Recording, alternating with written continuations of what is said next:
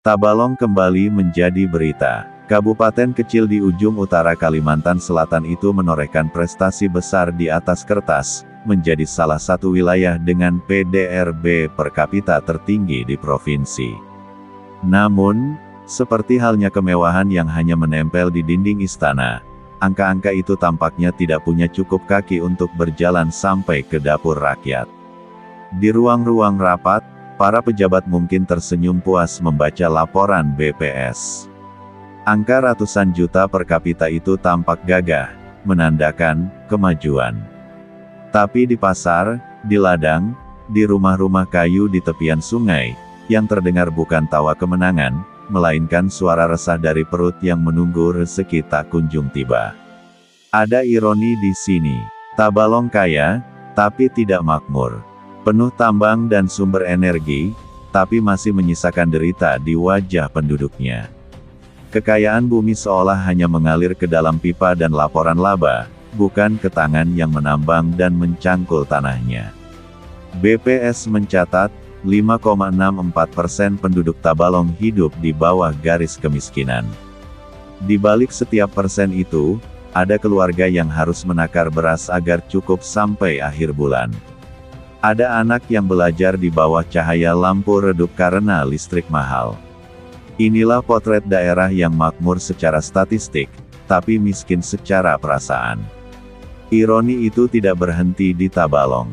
Balangan, sang juara PDRB, ternyata duduk manis di daftar kabupaten termiskin keempat.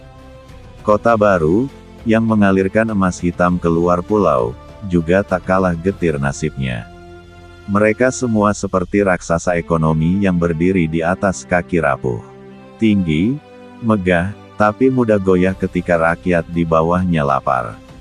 Entah siapa yang mengajarkan bahwa PDRB per kapita adalah lambang kemakmuran. Angka itu memang cantik di papan presentasi, tapi tak bisa dipakai untuk membeli kebutuhan harian. Di kantor-kantor pemerintahan, data BPS mungkin dibahas dengan penuh kebanggaan. Tapi di warung kopi, rakyat justru bertanya-tanya, di mana bagian kami dari kekayaan itu? Kekayaan Tabalong adalah ironi dalam bingkai elegan. Ia menampilkan diri sebagai kabupaten penuh potensi, tapi menyembunyikan jurang ketimpangan yang semakin lebar. Jika ekonomi diibaratkan pohon, maka batangnya tumbuh tinggi ke langit, sementara akar-akar kecil di tanah mulai kekeringan. Air kemakmuran tidak mengalir sampai bawah. Sektor pertambangan dan energi telah membuat sebagian orang hidup makmur, tapi yang lain hanya menjadi penonton setia. Debu batubara jadi saksi bisu, siapa yang bekerja keras, dan siapa yang memanen hasilnya. Pemerintah daerah mungkin berkata bahwa pembangunan sedang berjalan. Tapi rakyat di ujung desa tahu, yang berjalan hanyalah truk pengangkut hasil tambang, bukan roda kesejahteraan mereka. Kemiskinan di tanah kaya selalu punya wajah yang lebih menyakitkan. Karena di situ, harapan dan kenyataan berhadapan tanpa jembatan. Tabalong bukan tidak berdaya, ia hanya terlalu sibuk menjadi contoh sukses ekonomi, hingga lupa bahwa ekonomi sejati diukur dari isi piring rakyat, bukan isi laporan statistik. Mungkin sudah waktunya pemerintah berhenti berbangga dengan angka PDRB yang tinggi, dan mulai bertanya, siapa yang benar-benar merasakan manfaatnya. Sebab, angka-angka itu tak punya hati. Ia bisa menipu pandangan, menyembunyikan luka di balik cahaya prestasi. Betapa anehnya, di tanah yang menghasilkan energi, masih ada rumah yang gelap di malam hari. Di wilayah penghasil batu bara, masih ada dapur yang tak menyala karena gas habis. Kesenjangan bukan sekadar masalah ekonomi. Ia adalah cermin dari kebijakan yang pincang, dari keberpihakan yang condong pada mereka yang sudah kuat. Jika pemerintah ingin bicara pemerataan, maka dengarlah suara yang tidak terdengar, suara dari pelosok desa, dari ibu-ibu yang menanak nasi seadanya, dari anak-anak yang bersekolah tanpa bekal. Tabalong tidak butuh pujian, ia butuh perhatian yang nyata. Karena ketika kemiskinan menjadi bagian dari rutinitas, maka semua angka pertumbuhan hanyalah ilusi kemajuan. Di tengah gegap gempita laporan ekonomi, ada rakyat kecil yang diam. Mereka tidak ikut berdebat tentang PDRB, mereka hanya menunggu harga sembako turun.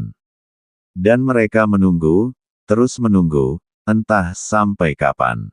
Para pejabat mungkin berdalih bahwa kemakmuran membutuhkan waktu. Tapi rakyat tahu, waktu bukan sekutu bagi mereka yang lapar.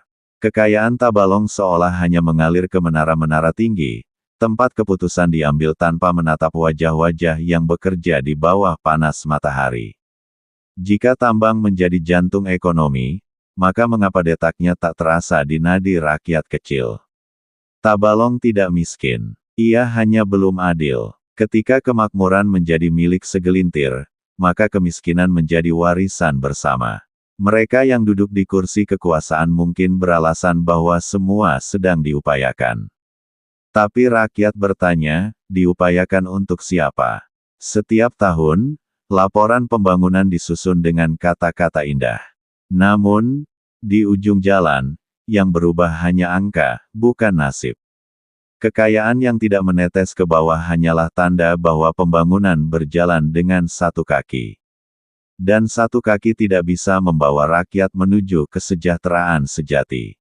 Mungkin sudah waktunya Tabalong berhenti menambang bumi, dan mulai menambang nurani. Karena di balik tanah yang kaya, tersembunyi hati-hati rakyat yang lelah menunggu perhatian. Jika kemiskinan terus dianggap sebagai angka statistik, maka bangsa ini sedang kehilangan rasa malu. Setiap persen penduduk miskin adalah wajah nyata dari kebijakan yang gagal memahami keadilan sosial. Tabalong mengajarkan kita satu hal, kekayaan daerah tidak akan berarti apa-apa jika rakyatnya masih bertahan hidup dari harapan kosong. Semoga mereka yang berwenang membaca data bukan dengan mata, tapi dengan hati. Karena tidak ada kemajuan yang sejati tanpa keadilan yang nyata. Dan tidak ada arti menjadi kaya, bila yang miskin tetap harus berjuang sendirian di tanahnya sendiri. Mungkin Tabalong hanyalah cermin kecil dari wajah negeri ini, penuh potensi, tapi sibuk memuja angka. Angka-angka yang dingin itu kini menatap kita kembali, diam, tapi menyindir dengan kejam.